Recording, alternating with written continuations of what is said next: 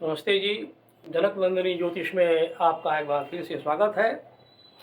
आज मैं जो कुंडली की मुख्य बातें हैं उस पर चर्चा करूंगा। जो भी दर्शक आप लोग देख रहे हैं उनकी भी अपनी कुंडली होगी, उसको कैसे देखें इस पर मैं चर्चा करूंगा।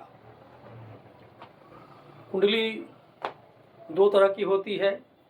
एक तो जन्म समय में जो भी ग्रह यह 360 डिग्री में जितनी डिग्री या मिनट पर होता है उसके अनुसार जिस राशि में वह डिग्री या राशि पड़ती है उसी राशि में उसको हम लिख देते हैं। परंतु आपको जानकर यह आश्चर्य होगा कि कोई भी भाव बराबर नहीं होता। राशि 30 डिग्री की होती है, यह बराबर बराबर होता है, लेकिन कोई भी भाव 30 डिग्री का नहीं होता, उससे ज़्यादा या थोड़ा कम होता है। उसका कारण यही है कि भारतवर्ष विषुवत रेखा पर नहीं है। जो भी देश, जो भी स्थान विषुवत रेखा पर होगी या विषुवत रेखा जहाँ से गुजर रही होगी वहीं पर कोई इसी भाव बराबर बराबर होगा। इसके अलावा दुनिया में कहीं भी कुंडली की जब निर्माण होगी तब कोई भी भाव बराबर बराबर नहीं होता। वैदिक ज्योतिष में भी इस बात की चर्चा है, लेकिन मूर्धन्य विद्वान उसको विशेष ध्यान नहीं देते। आप देखिए, यहाँ पर दो कुंडली बनी हुई है। जैसे किसी का जन्म 29 नवंबर 1973 को शाम 5 बजे हुआ, जन्म स्थान पटना है। उसके अनुसार ये दूसरा नंबर जो दिख रहा है इसको बोलते हैं वृषभ राशि, इसीलिए 2 नंबर की राशि यहाँ लिखी हुई है। भाव ये पहला है, यह जो देख रहे हैं यह भाव कुंडली, इसमें कोई बदलाव नहीं होगा। ये भाव पहला है तो है, इसमें एक के जगह पर 2, 3, 4, 5 करते करते 12 तक आते रहते हैं। क्यों? क्योंकि लगभग हर 2 घंटे में ये लग्न बदलता रहता है। कुंडली सामने है। जब जन्म हुआ उसमें पहली राशि नहीं थी, पहली राशि पीछे थी, इसलिए इसको यहाँ पर एक लिख दी, ये हुई। आप देखेंगे हूबहू ये भी वही है, 2, 3 सब कुछ। इसको बोलते हैं लग्न कुंडली। यह ज्योतिष में 2 ग्रंथ मान्य हैं, 2 तरीके मान्य हैं। एक है वैदिक ज्योतिष जो परंपरा से चली आ रही है। 1962 में दक्षिणी भारत में कोयम्बटूर में एक प्रोफेसर थे कृष्णमूर्ति, वो फिजिक्स के प्रोफेसर थे।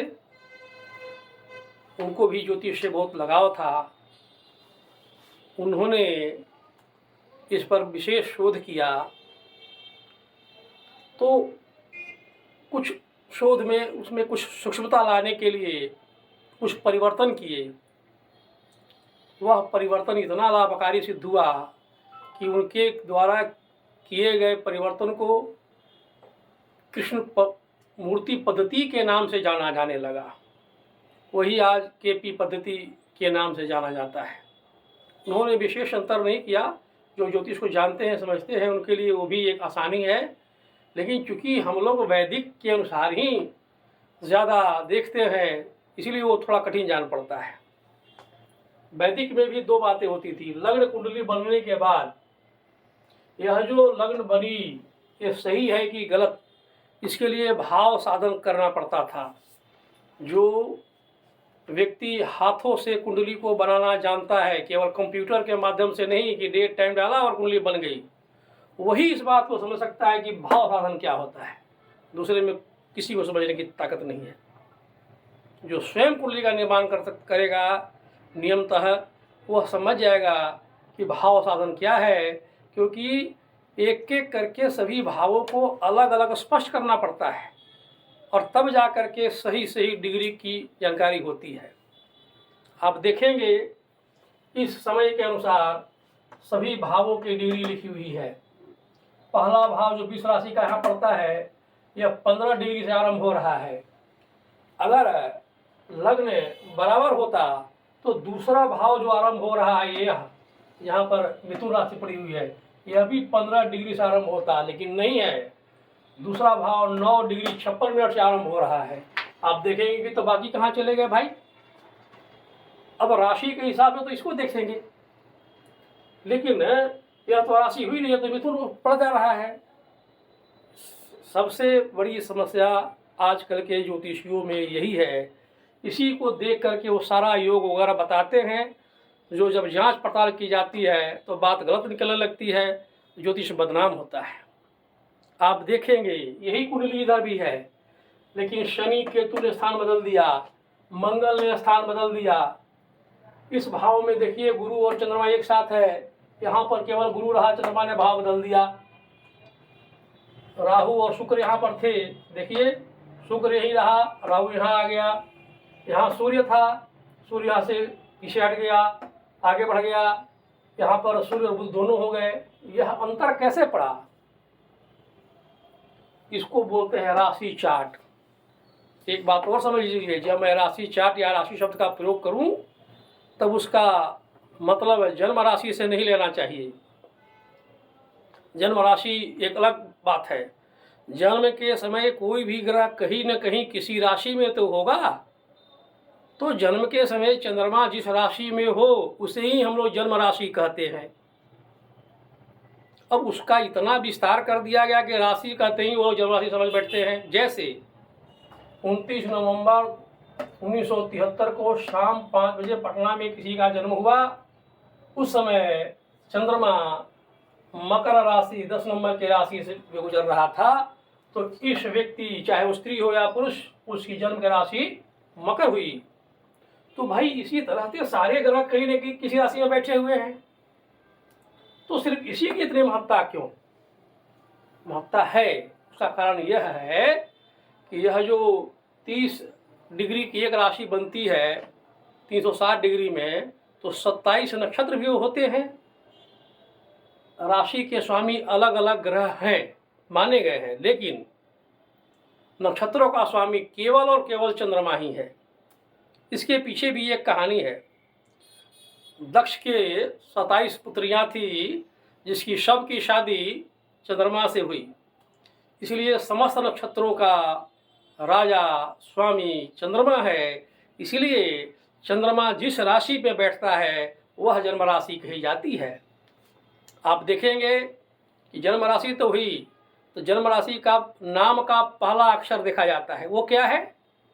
राशि तो मकर राशि हो गई, तो फिर जन्म राशि का नाम का पहला अक्षर का क्या मतलब? उसको ही बदल जाता है। क्योंकि एक राशि में 3 नक्षत्र होते हैं, तो जो चंद्रमा मकर राशि में बैठा हुआ है वह किस नक्षत्र के अंतर्गत आता है, इसके हिसाब से चंद्रमा 4 डिग्री 9 मिनट पर है मकर राशि में। मकर राशि का 4 डिग्री 9 मिनट उत्तराषाढ़ नक्षत्र में आता है। वह उत्तराषाढ़ नक्षत्र में भी हर नक्षत्र में 4 चरण होते हैं, 1 2 3 4। यह जो आप लोग देखते हैं कि किसी भी मंत्र का जब 108 बार करते हैं, वो क्यों करते हैं? 27 नक्षत्र, हर नक्षत्र के 4 चरण, तो 27 गुना 4 कीजिए, 108 आता है। इसलिए 108 बार कम से कम जपना पड़ता है। क्यों? क्योंकि इससे सारे नक्षत्रों का जो चक्र है वो पूरा हो जाता है 360 डिग्री, इसलिए उसका महत्व है। खैर उस बात को यहाँ रखा दिया जाए। तो यह जन्म राशि हुई। अब शनि और केतु यहाँ क्यों आया, यहाँ से यहाँ पर क्यों आया, इसका हिसाब देखिए। यह है सारे भावों की डिग्री, और ये हमने ग्रह स्पष्ट लिखे हुए, ये सब बढ़ाना पड़ता है। पंचांग में सूर्योदय के समय का सब दिया रहता है, और फिर अगले दिन फिर दिया रहेगा, तो 24 घंटे में तो बहुत कुछ बदल जाता है। विदिन 24 आवर्स चंद्रमा एक नक्षत्र को पार कर जाता है, तो भाई 5 घंटे 10 घंटे में भी तो आगे बढ़ेगा। अब पंचांग को देख करके कुंडली बनाएंगे तो गलत होना ही है।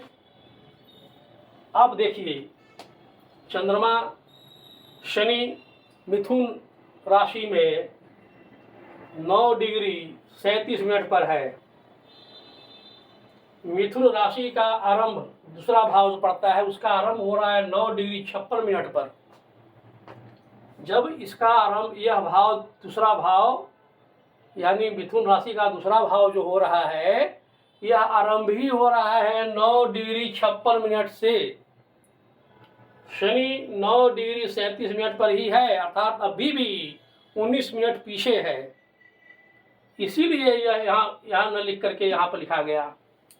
केतु को देखिए, केतु 5 डिग्री 9 मिनट पर है तो और पीछे है अभी, इसलिए केतु यहाँ न लिख करके यहाँ लिखा जाएगा। यही है भाव स्पष्ट और भाव चलित चक्र, मतलब भाव के मान के अनुसार ग्रह आगे पीछे हो जाते हैं, उसी को कहते हैं भाव चलित चक्र। भाव चलित चक्र का अर्थ यही हुआ कि ग्रह चलते चलते राशि भले ही हुई रहे, भाव बदल देता है। इस तरह से आप देखेंगे मंगल को, मंगल मेष राशि पर है, मंगल मेष राशि पर 1 डिग्री 53 मिनट पर है। यह 12वां भाव है, भले 1 नंबर हो या 12वां भाव है, 12वां भाव है। आप देखिए 12वां भाव का डिग्री कि 8 मिनट से आरंभ हो रहा है, 8 मिनट 25 मिनट। तो मंगल तो यहाँ है ही नहीं, इसीलिए उसको पीछे लिखा गया, क्योंकि इसकी जो राशि पड़ रही है वो 11वें भाव में पड़ रही, इसीलिए यहाँ पर लिखा गया। अब जो भी व्यक्ति इस कुंडली को देख करके फल कथन करेगा उसका फल सटीक कभी नहीं हो सकता। यहाँ बैठने से मंगल मांगलिक दोष बना रहा है। जब विवाह की बारी आती है तो मांगलिक दोष सबसे पहले देखा जाता है। पहली नजर में देखते ही मांगलिक योग बना हुआ है इसमें। 12वां, पहला, चौथा, 7वां और 8वां भाव में कहीं भी मंगल हो तो मांगलिक दोष होता है। तो मंगल तो यहाँ स्थित है, इसलिए मांगलिक दोष है। लेकिन नहीं, जब आप भाव स्पष्ट करेंगे तो मंगल पीछे हट गया, तो फल कथन में मांगलिक योग नहीं लिया जाएगा। इस बात को समझना चाहिए। शनि दूसरे भाव में बैठा है, दूसरा भाव आप लोगों को मालूम होना चाहिए कि धन का भाव है। अब इस डेट टाइम के अनुसार धन की व्याख्या करें। कौन ग्रह धन दिला सकता है? जो ज्योतिष शास्त्र का नियम है कि जो ग्रह धन भाव का स्वामी है, उदाहरण के लिए यही धन भाव है, इसका स्वामी 3 नंबर यानी मिथुन राशि का स्वामी बुध है, तो बुध धन दे सकता है। दूसरा नियम कि जो ग्रह इस भाव में बैठा रहेगा वो भी धन देगा। यहाँ देखने में आ रहा है कि शनि और केतु बैठे वो भी धन देंगे, लेकिन नहीं, वास्तविकता यह है कि घर खाली है, केवल बुध ही इसका फल दे सकता है, शनि पीछे हट गया। तीसरा नियम कि जो भी ग्रह बुध के नक्षत्र में बैठा रहेगा जन्म के समय, वो भी धन देगा। इस डिग्री में कोई भी ग्रह नहीं है, नक्षत्र में नहीं है, बुध नक्षत्र में है, तो इस कुंडली के अनुसार केवल और केवल बुध ही धन देगा। दूसरे ग्रह जो 8 ग्रह हैं उनका धन से कोई लेना देना नहीं है। दूसरा भाव धन का तो धन संचय का भी है। धन आने के 2 और भाव होते हैं, छठा और 11वां भाव। छठा भाव 11वां भाव, लेकिन वो सोर्स बनाते हैं, धन का संचय वे नहीं करा सकते। तो पहली नज़र में अगर हम कृष्णमूर्ति पद्धति से देखें, जो दूसरी पद्धति कही जाती है, यह इसके अनुसार जब बुध की दशा चलेगी, दशा 3 तरह के होती है, महादशा, अंतर्दशा, प्रत्यंतर दशा, इनमें से कुछ भी चले। जब बुध की दशा चले तो इस व्यक्ति को धन का संचय होगा ही होगा। यदि मान लेते हैं कि दशा बुध की नहीं है तो क्या धन संचय नहीं होगा? तो पहले नज़र में तो नहीं होगा, लेकिन आज भी सारे ग्रह कहीं न कहीं मूव कर रहे हैं, घूम रहे हैं। उसको हम लोग कहते हैं ज्योतिष की भाषा में गोचर। तो गोचर में कोई जिस ग्रह की दशा चल रही हो, फल व्यक्ति को दशा के अनुसार ही मिलती है। तो जिस ग्रह की दशा चल रही हो, या अंतर दशा चल रही हो, या प्रत्यंतर दशा चल रही हो, यदि वह ग्रह गोचर में बुध के नक्षत्र से गुजरेगा तो उसको धन देना ही पड़ेगा। क्यों देना पड़ेगा? क्योंकि बुध धन भाव का स्वामी है। जब उसके यहाँ से कोई गुजरेगा तो उसको देगा। तात्पर्य यह है कि धन के संचय के लिहाज से यह कुंडली काफ़ी कमज़ोर नज़र आती है। धन आएगा लेकिन संचय होना कठिन है। यदि बुध की महादशा आ जाए तो 17 वर्षों तक धन प्राप्त होगा, और यदि उसकी महादशा नहीं आई तो लंबे समय तक अनवरत धन की प्राप्ति तथा धन का संचय संभव नहीं है। इसी तरह से मैं आगे भी एक एक भावों के बारे में वर्णन करूंगा। जिसे कुछ भी जानना हो वह अपना date of birth, time of birth, place of birth लिख करके भेजे, और केवल एक प्रश्न भेजे जो मैं अगला लोड करूंगा, उसमें उसके प्रश्नों का उत्तर दिया जाएगा। धन्यवाद।